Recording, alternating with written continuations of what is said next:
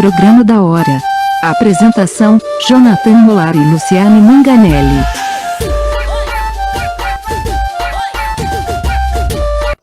Senhores, mais um Programa da Hora no ar. Programa hoje ao vivo, como a maioria dos nossos programas. Bom dia, minha parceira de bancada, Luciane Manganelli. Bom dia, Jonathan. Bom dia a todo mundo que nos assiste ao vivo ou pelas nossas redes sociais.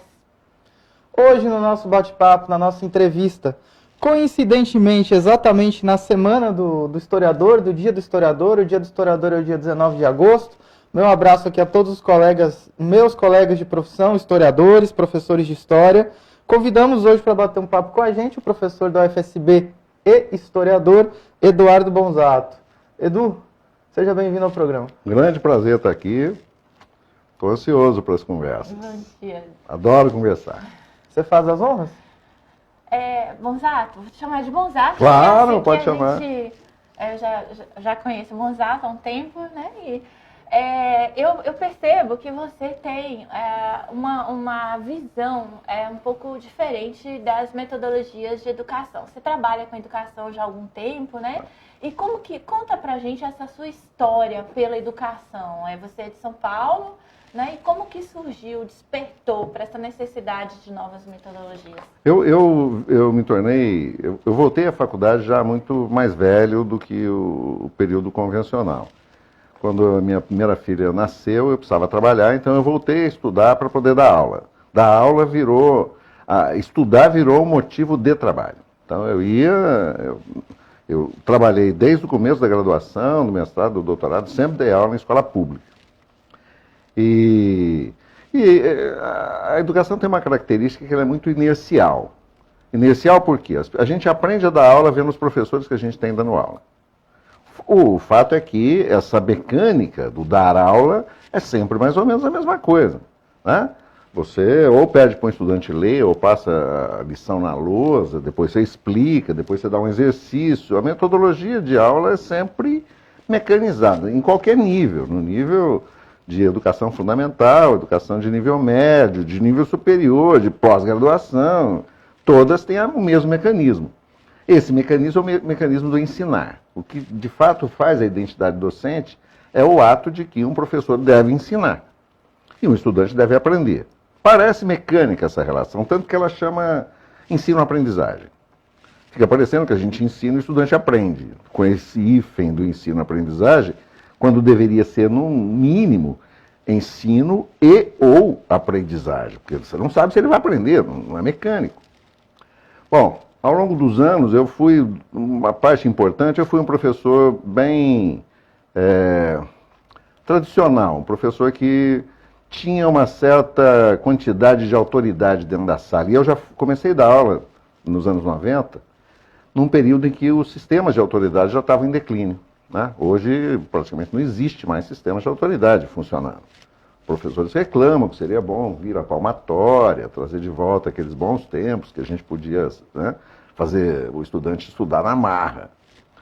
O resultado que chegou um momento que eu percebi que a minha metodologia do ensinar não funcionava mais. E isso aconteceu de um jeito muito prosaico. Eu dava aula num curso, eu dei aula de tudo ao longo da minha vida. A minha formação foi só um pretexto para eu poder entrar numa sala de aula e fazer um tipo de discussão que abrange muitas facetas. Eu poderia chamar, naquela época, de multidisciplinar. Né? Ainda era uma educação disciplinadora. E aí fui dar aula num projeto, que era um projeto de telecurso, que tem uma metodologia legal para estudantes que não tiveram tempo na época exata de estudar e podiam fazer isso depois. Dava aula numa igreja, com senhores e senhoras que eram donas de casa, mecânico, enfim.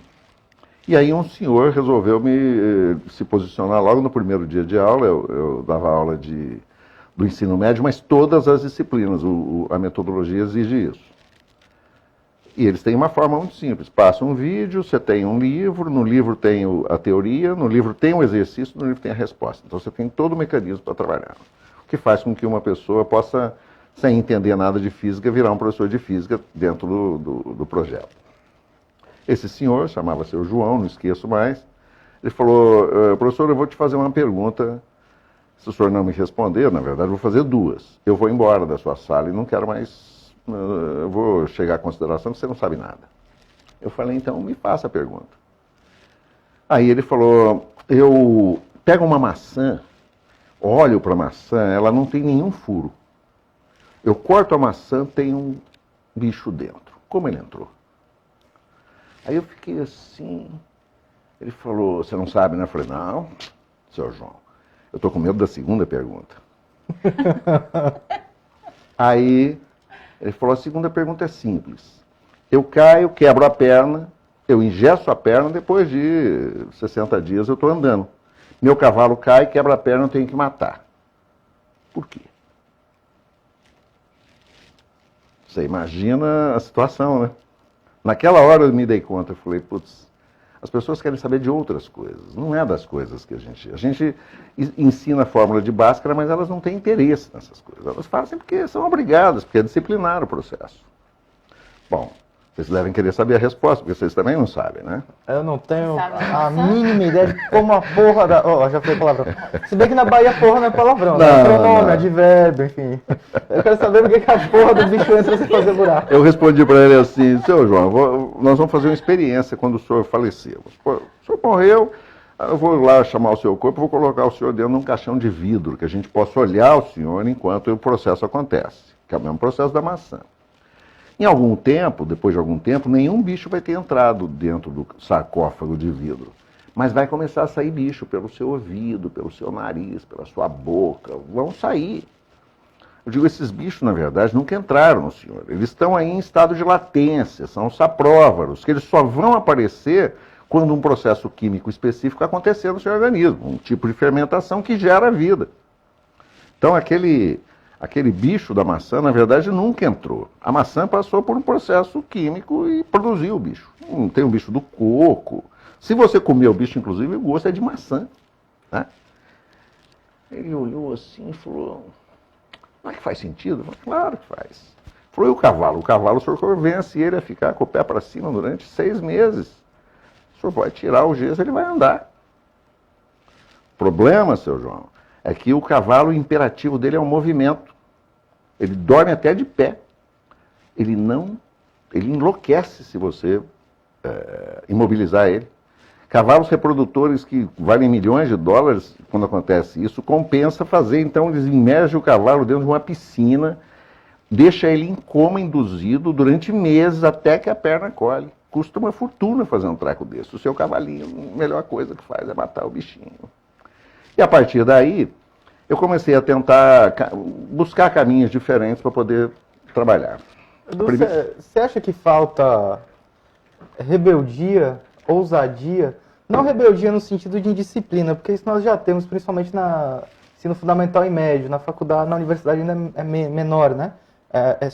Esse índice. Mas rebeldia no sentido de... Rebeldia e ousadia para os nossos... Não para os nossos alunos. Isso desemboca neles, mas porque o nosso sistema de ensino não favorece a isso. Você considera que falta rebeldia e ousadia para o nosso próprio sistema de ensino? Para um aluno que inquere mais, para um aluno que questiona mais, para um aluno que reflete mais, para um aluno... Quase que uma pedagogia aí da... Não vou dizer o termo da revolução, porque a revolução é muito carregado de sinônimos. Mas exatamente essa ousadia, você não acha que nossos alunos hoje... Eles estão muito focados nesses conteúdos, o conteúdo do livro didático, o conteúdo que deve ser ensinado, e falta essa outra perspectiva da crítica mesmo, da ousadia? Ó, a educação massiva para o Estado-nação, da forma que a gente tem ela funcionando, quando eu disse no início que ela é muito inercial, tem uma razão disso. Essa forma de educação nasceu na Prússia, final do século XIX, no modelo que ela é, que a gente está aqui. Existe uma piada muito cruel de que se um médico do século XIX ele mandar da tumba, ele não consegue nem fazer um diagnóstico. Mas um professor do século XIX levanta da tumba, pega um giz, vai na lousa e dá a mesma aula que a gente dá hoje. Né? Esse movimento inercial dessa instituição, ele é capaz de fazer com que a reprodução dela seja sempre a mesma, independente do mundo. O mundo muda, as pessoas mudam com o mundo, mas a escola não muda, ela conserva isso. Cai o sistema de autoridade e ela continua fazendo o mesmo tipo de modelo, que é um modelo autoritário. Autoritário não no sentido de autoritarismo, mas no sentido de que ele tem uma relação de poder inerente na sala. O mecanismo que faz isso funcionar chama currículo oculto. O currículo oculto é uma mecânica que o professor não domina, ele não controla, e ela é feita de 4 coisas, que garante que a instituição continue vitalizada. Há muita conversa de crise, é verdade que o estudante já não respeita o professor, é verdade que ele é indiferente. Tem uma par de condições em relação aos estudantes nesse tempo. Muito diferente de quando eu fui estudante, né? Que o professor era a autoridade que congregava ao mesmo tempo um respeito, uma respeitabilidade e um reconhecimento de que ele sabia coisas. Os professores continuam sabendo, né? Porque as escolas ensinam. Mas a mecânica do currículo oculto impede essas coisas de mudarem. E elas continuam sempre, por maior esforço que faça o professor, porque o professor tem boa intenção. De modo geral, o professor quer ensinar. Ele tem, assim, grande parte das patologias sociais que os professores estão enfrentando hoje é por conta que ele não consegue ensinar. Né? Então é uma derrota para ele. Mas todo o mecanismo está no currículo oculto. O currículo oculto o que é? São 4 coisas simples. É a geometria da sala, carteiras voltadas para um único ponto, onde esse ponto tem uma lousa na frente. Ali fica o professor. Durante a educação básica dura 12 anos. A pessoa entra com 7 e sai talvez com 18 desse processo. Em 18 anos de existência ela vai saber uma coisa, com certeza. A posição dela é sentada e a do professor é em pé. Ela pode não aprender nada, mas isso ela aprende. Segunda coisa, ela sabe que o professor é o bedel do Estado. Ele tem um livrinho onde ele faz a chamada dessas pessoas. Então, ele é o cara que obriga o estudante a estar na sala. As razões pela qual ele faz isso, que ele quer que o estudante... As razões são sempre as melhores, não são ruins. Mas o diário de classe é uma ferramenta de poder avassaladora. E o professor está sempre dizendo assim, é que alguém me manda fazer isso. Ele não percebe que ele é o agente de dominação que está naquele espaço. Terceira coisa, o próprio currículo explícito. Todos os conteúdos que se oferecem em qualquer disciplina são conteúdos disciplinares, foram feitos para serem. Dizer do historiador que ele vai lá ensinar história, que história é alguma coisa, que busca algum tipo de verdade, é uma tolice. A história é uma ferramenta que apareceu no Estado-nação para poder dizer para as pessoas que essa é a verdade. O historiador faz isso com a maior boa vontade, mas faz. A mesma coisa que um professor de português, que vai ensinar um estudante a falar certo, ele está dizendo para o estudante, o jeito que você fala está errado, o certo é esse jeito, embora na sociedade ninguém fale desse jeito. Então, são conteúdos disciplinares, cuja função é disciplinar um grande grupo de pessoas que serão as pessoas que vão fazer a sociedade funcionar. A última coisa é a avaliação. A avaliação não só faz com que o estudante se submeta àquela regra do que é certo ou errado, que o professor diz que é, mas pior, que ele classifica os estudantes entre aqueles que estão salvos socialmente e os que estão condenados. É o currículo oculto que tem que ser atacado. Não há nenhuma rebelião pior possível de um professor que domine o currículo oculto e o elimine. Então, não vamos sentar mais assim, não vou fazer mais chamadas, você vai estar aqui se você quiser. Não vou trabalhar com currículo explícito e não vou avaliar. Bom, eu faço encontros com vários grupos de educação democrática no Brasil inteiro. Você imagina como eles se sentem quando eu chego falando isso. Você tem que eliminar o currículo oculto. Ele fala assim, então por que eu vou ser professor? Porque na mente dele não há nenhuma outra possibilidade de eu não ser o ensinar. O discurso da dialogia, vamos fazer uma aula dialógica, tudo isso esconde o ensinar. Não revela, mas o ensinar está lá, porque o professor quer passar uma coisa para o estudante que ele não sabe. Quando você assiste, eu não sei se você assistiu, mas quando você assiste um debate presidencial, a gente está em período eleitoral. Quando você assiste a um debate eleitoral, pleiteando, por exemplo, o cargo máximo do executivo, e você vê candidatos tão mal preparados, eu não vou citar nomes, ou um deles, por exemplo, que fala da URSAL, União das Repúblicas Socialistas da América Latina. Sabe-se Deus de onde ele tirou essa teoria da conspiração. Dá vontade de você se matar ou de matar alguém? A a política institucional, porque existem duas políticas, mas a institucional, que aqui a gente deveria chamar de política profissional. Profissional por quê? Porque se ganha dinheiro para ser político, não é em todo lugar que acontece. A política institucional nem sempre é fonte de sobrevivência, ela é uma doação que alguém faz para servir a sua comunidade. Em vários países do mundo, não só ricos, não só países de primeiro mundo, o político é um representante da comunidade que está defendendo a sua comunidade. A política profissional é uma degeneração da política. É uma degeneração. Eu, particularmente, não perco meu tempo assistindo nada disso. Eu não me interesso, eu não voto. Alguém me diz, mas vai prejudicar você. A mim, não. Esse sistema é injusto. O sistema capitalista é injusto. Ele produz injustiça. O representante que se coloca lá vai produzir injustiça. Não é possível fazer de outro jeito. Agora, existe uma política, que a palavra política quer dizer aquele que interfere na sua comunidade. Eu não preciso de me institucionalizar para ser isso. Eu tenho projeto dentro de presídio, tenho projeto com estudante em um monte de lugares. Eu interfiro na minha comunidade, com o meu grupo. É altamente política isso. Sim. E eu faço com que o meu estudante experiencie isso. Ele tem uma experiência real da ação política. Não adianta chamar de anarquismo, porque não é. É uma busca por autonomia. Autonomia de pensamento, autonomia de ação. Eu não encontro nenhuma dificuldade em entrar em instituições como o presídio, por exemplo, e fazer a minha pequena revolução lá dentro. Além disso, Bonato, você também tem algumas técnicas, como a gente estava conversando antes, de levar, por exemplo, coveiros, levar pessoas que têm uma vivência diferente do que aqueles estudantes. Na verdade, tirar um pouco aqueles estudantes da zona de conforto também, da metodologia tradicional. E assim, você consegue esses resultados, você vê com facilidade esses resultados que quando você leva essa comunidade para dentro da sala de aula, dentro dessa metodologia sua do não ensinar. Então, o não ensinar me levou por caminhos muito criativos. Né? Quando eu abdiquei das metodologias do ensinar e entrei dentro da metodologia da reumanização, que é como eu chamo, que ela reumaniza a relação minha com o estudante. A relação professor-estudante é desumanizadora, porque é uma relação de poder. O poder desumaniza. Então, quando eu resolvi tirar o poder do jogo entre eu e o estudante dentro da sala de aula, e eu tenho que fazer isso dentro de uma escola, eu não quero fazer fora, e eu lembro vocês que um professor tem 50 pessoas dentro de uma sala. Olha para mim e você vai perceber o perigo que é me deixar com 50 pessoas. Uma vez que eu fecho a porta, a minha mente funciona. Eu fui, então, tentando achar formas muito alternativas, porque não existe metodologia que funcione sempre, nem com o mesmo grupo.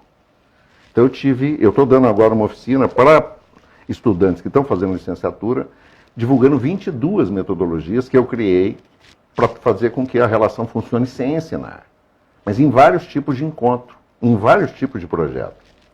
Esse específico que você falou chama Laboratório de Troca de Afetos. É um laboratório onde eu sempre convido uma pessoa que tem uma experiência que os estudantes nunca ouviram falar, ou se ouviram é com preconceito. Um lixeiro, alguém que faz a coleta de lixo na rua, um coveiro, uma prostituta, que ainda não consegui, porque meu acesso às prostitutas ainda está complicado, eu sou novo aqui nessa cidade. Mas então, pessoas que tenham... Você fez parte de um projeto meu, que é um projeto que os estudantes tiveram que convidar um representante da política da cidade, um representante da administração e um representante das demandas sociais. Você foi nessa condição. Sim. Eles preparam todo o debate. Então o estudante está sempre em contato com... Eu praticamente não apareço nesses processos. Eu fico eu gero o movimento, mas quem faz o movimento funcionar são os estudantes. É essa autonomia que acontece em sala de aula. Alguém da instituição poderia me perguntar, mas e o conteúdo? Eu não opero com conteúdo. O estudante que vem estudar comigo sabe que não vai ter conteúdo. Não tem aula convencional no sentido de eu ensinar alguma coisa. Tem um encontro com diferenças. Eu estou sempre buscando a máxima diferença para o estudante perder o preconceito. Meu trabalho de reumanização é esse, porque o preconceito diminui. Eu pego um estudante que está lá, uma menina de 17, 18 anos, que entrou na faculdade agora, e levo ela para dentro de uma instituição prisional. Jogo ela com 18 presos, sem nenhum guarda, para ela ensinar os presos a umas questões do Enem. Imagina essa experiência. Os alunos, eles tomam um susto no início? Tem choque? Apavorados, porque a estrutura prisional é uma estrutura bruta, barulhenta, vigilante, grosseira. E ele já tem um preconceito de que o presídio só tem coisa que não presta. É um preconceito. A gente não consegue pensar que uma pessoa cometeu erros, como todos cometem. Está ali pagando o seu erro. Pouco importa se as instituições prisionais no Brasil não atingem o ponto que a gente acredita. Mas a gente não conhece o presídio. Esse é o problema. Qualquer um que está lá dentro percebe que todo mundo faz o melhor de si, inclusive o preso. Quando ela encontra aqueles 18 caras tatuados numa sala, ansiosos para aprender com ela as questões do Enem, porque já teve dois internos que passaram, um deles inclusive na nossa universidade, no projeto de Enem que eu gero lá. Essa menina sai de lá e não quer nunca mais deixar de ir. Porque ela fala, cara, mas o mundo é diferente do que eu imaginava. Muda o mundo do outro. E são meninas que vão ser médicas. Essa experiência nunca mais vai abandonar a cabeça dela. É tão impactante, e eu não estou no meio da experiência. Quem está no meio é ela e o interno. Não sou eu que estou lá mediando o encontro, cuidando para que as coisas funcionem do jeito que eu imagino. É completamente caótico. Ela vai, os outros estão lá, e lá vai surgir. Ela vai perceber que eles sabem mais que ela. Inclusive sobre o conteúdo. Você também trabalhou na periferia, em São Paulo, né, em escolas de favelas, ensino médios. Houve algum momento em que você achou que algum aluno poderia ser irrecuperável ou que você não conseguiria? Ou você teve alguma situação complicada? Vou te contar. Eu fui ficando muito famoso nas minhas jornadas como professor. A minha cidade é uma cidade pequena. Eu sou de Barueri, lá em São Paulo, pequena e uma cidade dormitória até aquele tempo, porque fica próximo, é da grande São Paulo, e tem uma linha de trem que leva o trabalhador de trás. Numa das escolas que eu trabalhei, depois que eu saí, porque chegou um ponto da minha trajetória que eu virei professor universitário. Quando eu virei, eu trabalhei mais uns 3 anos como professor da rede pública, e depois eu abandonei e me dediquei só a preparar professores, porque eu sempre fui professor da área de pedagogia, dessa área de educação. Embora minha formação seja história, eu sou basicamente um professor. Uma diretora me chamou, ela falou, olha, tem uma turma aqui, eu já ouvi falar do seu trabalho, tem uma turma aqui do ensino médio, 2º ano de ensino médio, período da tarde, que não tem professor que entre na sala. Não é um aluno. A sala inteira tomou conta. E aí, na mesma hora, eu fiz o cálculo. Eu falei, bom, periferia pobre, o estudante é de 2º ano de ensino médio, significa que ele é multirrepetente. Ele deve ter entre 20 e 25 anos. Ele não tem trabalho. A escola virou o território dele. Ele come na escola, ele namora na escola e ele trafica na escola. Tem tudo que ele precisa tem lá. Né? Ele não precisa sair daquilo, ele nem quer. Uhum. Falei, não, você quer ver funcionar? Quero. E eu fui para a escola, falei, me dê 6 meses de trampo com eles. Eu vou contar para vocês o método, para vocês perceberem como é funcional. Peguei um saquinho em casa, cheguei numa quarta-feira, entrei na sala, eu vou descrever a sala. Tinha um grupo aqui jogando cartas. Um casal colocou umas mesas de escola e eles estavam dando um malho, deitado nas mesas, como se fosse uma cama. Outros caras estavam ouvindo radinho, enfim, realmente era um ambiente ideal para o estudante. Ele olha e fala, porra. E além de tudo, não tinha professor na sala, você imagina, né? Eu entrei, puxei uma cadeira, sentei e comecei a chamar eles. Vamos chegar aqui, vamos conversar comigo e tal. Aí um cara olhou para mim e falou, ó, o cara, mano, voltou para fazer o que estava fazendo. E eu continuei sentado no banquinho. Ô, irmão, vamos lá, rapaz, sentar aqui comigo. Bom, essa súplica durou uma meia hora. Até que um veio, depois outro veio, daí a pouco eu estava com todos em roda. Peguei o meu saquinho e tirei uma foto minha de bebê. Dei para esse grandão que tinha dito, Olha o cara, mano. Falei, esse aqui sou eu quando era bebê. Ele pegou e falou, olha o cara, mano. Imagina, eu como bebê. Tirei a minha primeira caneta, que era uma caneta tinteiro, que eu tinha lá dos anos 60, quando eu fui estudante, quando eu comecei a aprender a escrever. Falei, essa aqui foi a minha primeira caneta. Tirei uma foto da minha família, da minha mulher, dos meus filhos. Essa aqui é minha mulher e meu filho. Tirei um bottom do Dead Kennedy, que é um grupo de punk, rock, que eu fui fã. Esse aqui é o grupo que eu era fã. Peguei uma foto do meu pai, uma da minha mãe, dos meus irmãos, fui distribuindo um monte de coisinhas que eu tinha dentro do saco, que me definiam de algum tempo, em algum momento da vida. Uma vez que eles estavam com aqueles objetos na mão, porque os objetos todos eram esquisitos, porque eles não conheciam uma caneta tinteiro, né? Nunca tinham ouvido falar da mulher de um professor, da foto do filho. Bom, aí eu comecei a contar a minha história. Eu gosto muito de falar de mim. É o velho hábito. Eu sei que eu fiquei 4 horas conversando com eles, contando a minha vida. E fazia, os moleques riam, os moleques choravam, tinha uma parte de passagem, todo mundo tem, essa que é a verdade, né? Bom, os professores da escola têm essa janelinha chamada panóptico, né? Que é a janelinha da vigilância. Ali tinha umas caras de uns 20 professores que entravam, olhavam, a diretora ficou ali olhando e tal. E eu conversei durante as 4 horas, levantei, peguei minhas coisinhas e falei, agora você, semana que vem, vai trazer suas coisinhas. O moleque, como é que é? Você vai trazer suas coisas. Você não gostou das minhas? Não foi legal? Foi. Então traz a sua, quero conhecer a sua história, rapá. Semana que vem, na outra semana, na outra semana, na outra semana, durante um semestre, funcionou feito um relógio. Respeito, acolhimento, emoção. A diretora, o que você fez? Eu fui lá respeitar eles. Coisa que vocês não fazem. Vocês vão lá ensinar eles. Eu fui respeitar. Aprendi coisa pra cacete. Aprendi que um desses meninos tem tão pouco que ele toma conta de um cavalo, desses cavalos que sai catando coisa na rua. O cara dá pra ele um pouquinho de dinheiro pra ele viver. Fui lá fazer isso. Essa é uma metodologia, se chama memento mori. Memento mori é um termo latino que quer dizer o momento da morte.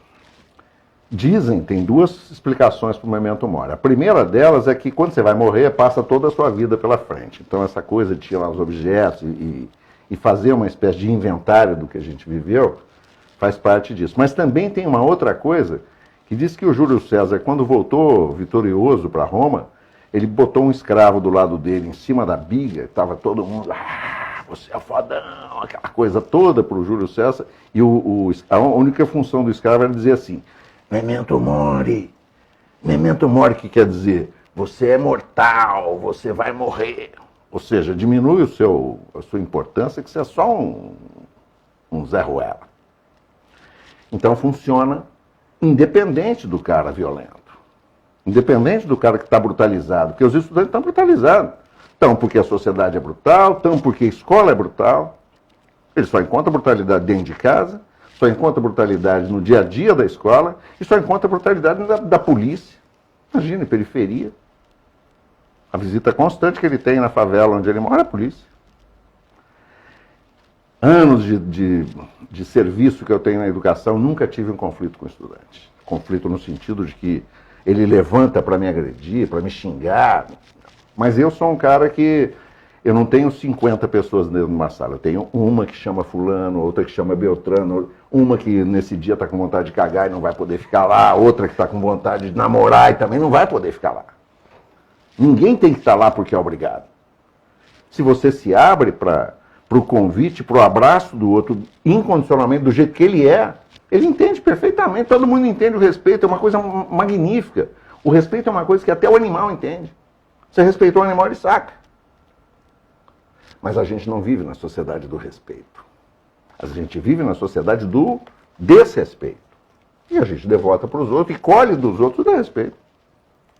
Não tem mágica nisso, é tudo simples de fato. Gonzato, nosso tempo esgotou.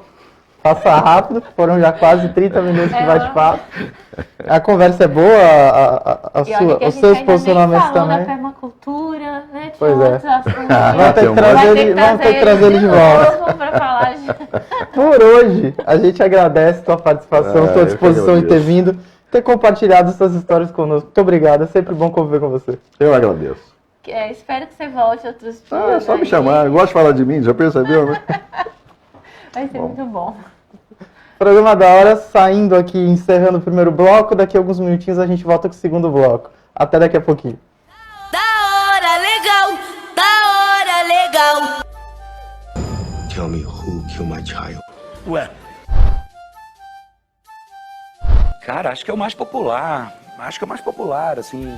E acho que agora falar de uma coisa que está acontecendo, que ótimo. Go out and have some fun and kick some ass. All right, come on, let's kick some ass. From now on, it's Are You Serious, ma'am?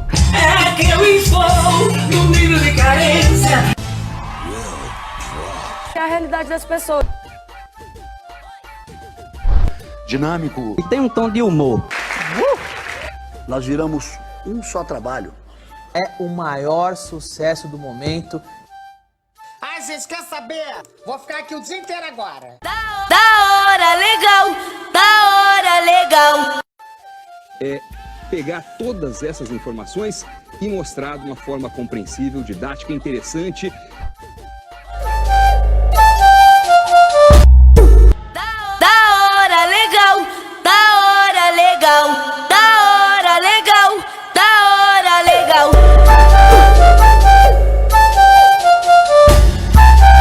Programa da hora. Apresentação: Jonathan Molar e Luciane Manganelli. Programa da hora voltando para o nosso segundo bloco, que são as nossas curtinhas. Hoje com 3 notícias, eu começo? Então vamos lá. Menino prodígio entra na universidade aos 12 anos, superando aquele do direito que tinha passado no AB com 18. Foi. Carlos Santamaria vai fazer o curso de Física Biomédica da Universidade Nacional Autônoma do México. Ele se tornou o estudante mais novo da história mexicana a ingressar na universidade mais importante do país. Aos 8 anos, ele já começou a frequentar a universidade como ouvinte e agora aos 12 foi aceito como aluno. Parabéns pro Carlos.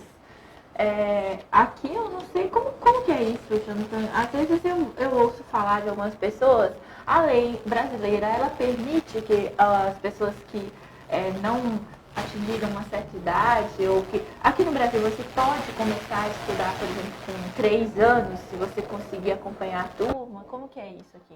Legalmente, formalmente, há uma série de empecilhos. Por isso que quando as famílias têm em casa alguém que é superdotado, né? Alguém que tem uma inteligência bem mais aguçada, ela entra com uma ação judicial para que o judiciário emita essa ordem para que ele faça uma prova de... Tem um termo técnico que agora me fugiu à mente, mas é uma prova como se avaliasse, por exemplo, a criança tem 6 anos, mas o conhecimento que ela já detém, ela está equiparada a que série? Né? Ela já tem 10 anos. É possível no Brasil, mas o mecanismo que tem facilitado isso é o judiciário. Então ela faz uma prova de nivelamento, era esse o termo que eu queria lembrar. Então ela nivela, que é o caso daquele menino que a gente falou programas atrás, que se formou na Universidade de Brasília com 18 anos e retirou e já teve a sua carteirinha da OAB também. Como é que ele conseguiu isso? Via ação judicial. Mas é possível. É raro, né? Lógico, mas é possível. Vamos para a segunda notícia. Homem rouba tanque de guerra, bate em carro e garrafa de vinho. Não era você não, né? Não. Era um homem, Jonathan. Não, mas vai que você está aqui nublando a identidade, esse homem, entendeu? ele estava aparentemente alcoolizado. Ele roubou um tanque de guerra, isso aconteceu na Rússia. Tinha que ser na Rússia, né? Bateu em uma loja de conveniência e ainda roubou uma garrafa de vinho do local. O veículo blindado ele foi furtado durante um treinamento automobilístico que era realizado perto dali do local. E segundo ele, a loja não tinha autorização para vender bebidas no início do dia. E ele queria beber de manhã um vinho, né? E por isso ele fez essa loucura de roubar um tanque de guerra e bater na loja. Achei alguém que gosta mais de vinho que você. Você faria isso? Não, eu esperaria. Você chegaria a esse ponto? Não, eu esperaria. Tipo 1 ano de abstinência sem vinho. Eu esperaria a loja abrir. É? Não tem. Não é. Poxa. Legista percebe corpo roncando após homem ser dado como morto por 3 médicos. Gonzalo, que é o nome do ex-defunto, não sei se existe essa categoria, mas a gente pode qualificá-lo como ex-defunto, estava cumprindo pena em uma penitenciária da Espanha quando foi encontrado, entre aspas, morto, em sua cela. Aparentemente sofreu um colapso, um infarto. Após o diagnóstico de 3 médicos, o homem foi levado para o necrotério, para o IML, onde o responsável pela autópsia só percebeu o erro quando o rapaz começou a roncar na mesa. A suspeita é que ele tenha sofrido, nesse caso, de catalepsia. 24 horas após ele acordar, ele passa bem. Existem vários casos, né? Não é uma coisa comum, mas também não é uma coisa impossível. A catalepsia é esse estado em que todos os sinais vitais eles caem, né? De uma forma que a pessoa é aparentemente morta, é dada como morta, mas ela volta. E você imagina o susto, né? Porque isso já tem casos que contam que isso aconteceu em velórios e não deve ser uma coisa muito agradável. Eu não sei se o parente fica feliz de ver que a pessoa volta ou se sai correndo, né? Olha, eu acho que para a senhora que reclama que seu marido ronca, a senhora nunca mais devia reclamar que seu marido ronca. Este senhor aqui só foi salvo por causa do ronco. Eu não sei, eu acho que eu ronco, não muito, mas eu acho que eu ronco. Mas quem não ronca nada, certamente seria enterrado e não teria voltado. Então a senhora que reclama do seu marido depois de 30 anos de casado, isso é comum, né? Reclama que aquele traste só ronca, olha aí, salvou a vida do homem. Agora tem muita gente que fala que quer ser enterrado com o celular do lado, viu? Mas será que pega sinal embaixo da terra? Então eu já fiquei pensando nisso também. Acho que pega, né? Deve pegar, porque não é tão fundo assim. Olha, também. depende. Aqui na cidade não pega sinal direito nem em cima da terra, aqui direto embaixo, mas... Pois é, mas fica a dica, né? Fica a dica, é uma boa ideia. Bom, nosso programa termina, então, hoje. Obrigado pela paciência, obrigado pela audiência. Dúvidas, sugestões, citem a gente aí nas redes sociais, perguntem para nós que a gente vai trazendo nos programas subsequentes. Valeu? Mais um programa da Hora no ar, a gente fica por aqui. Até a próxima. Um abraço. Da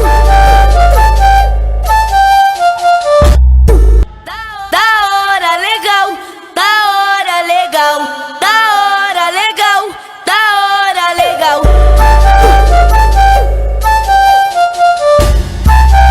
Programa da Hora. Apresentação: Jonathan Molar e Luciane Manganelli.